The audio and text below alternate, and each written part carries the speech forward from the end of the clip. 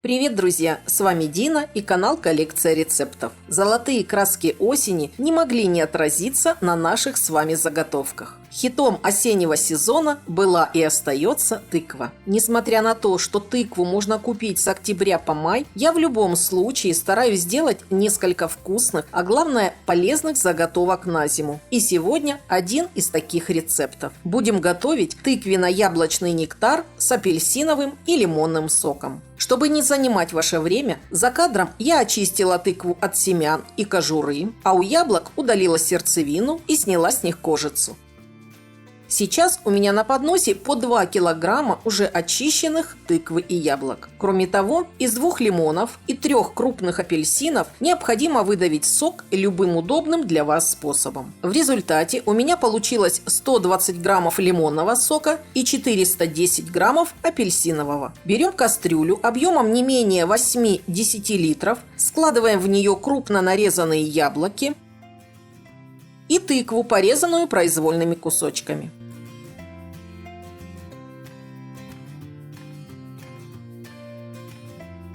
Устанавливаем кастрюлю на плиту и заливаем тыкву с яблоками водой с таким расчетом, чтобы они полностью ею покрылись. Мне понадобилось 3 литра воды.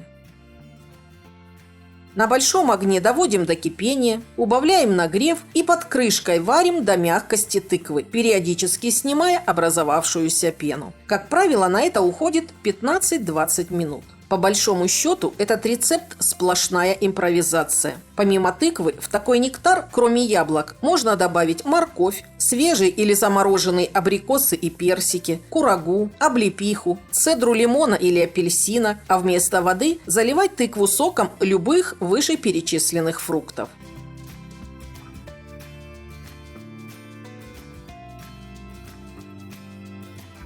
Как только тыква с яблоками станут очень мягкими, выключаем плиту и пробиваем массу погружным блендером до однородного состояния. Вместо блендера можно воспользоваться очень мелким ситом и протереть все продукты через него.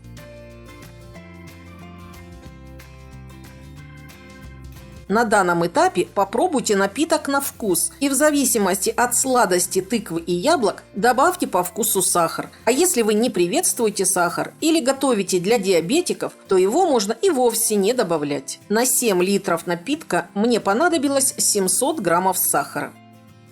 В качестве консерванта добавляем в нектар сок 2 лимонов, а для вкуса сок 3 больших апельсинов. Все хорошо перемешиваем до растворения сахара. Густоту этого напитка регулируйте количеством добавляемой жидкости. Если хотите нектар погуще, оставьте как есть. А если любите более жидкие напитки, добавьте воду или фруктовый сок до необходимой консистенции. Вместо лимонного сока можно взять сухую лимонную кислоту, а вместо апельсинового – мандариновый сок.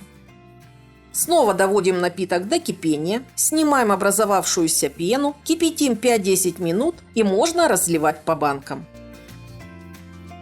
У меня 1,5-литровые банки, которые я простерилизовала в духовке при температуре 130 градусов в течение 15 минут, и они еще очень горячие. Кипящий нектар разливаем в банки, герметично закатываем, переворачиваем на крышки и укутываем до остывания. Из этого количества продуктов получается от 6,5 до 7 литров вкуснейшего напитка. Хранить его можно как в прохладном помещении, так и при комнатной температуре, но открытую банку обязательно в холодильнике. Готовьте во благо, пейте с удовольствием и будьте здоровы. Желаю всем приятного аппетита. Если вам понравился этот рецепт, ставьте лайк. Готовьте вместе со мной и оставляйте свои отзывы. Не забудьте подписаться на YouTube-канал «Коллекция рецептов» и нажать на колокольчик, чтобы получать оповещения о выходе новых видео. У меня на канале есть такие плейлисты, как заготовки на зиму и напитки. Кому интересно, посмотрите. Все ссылки на экране и в описании. С вами была Дина. До новых встреч!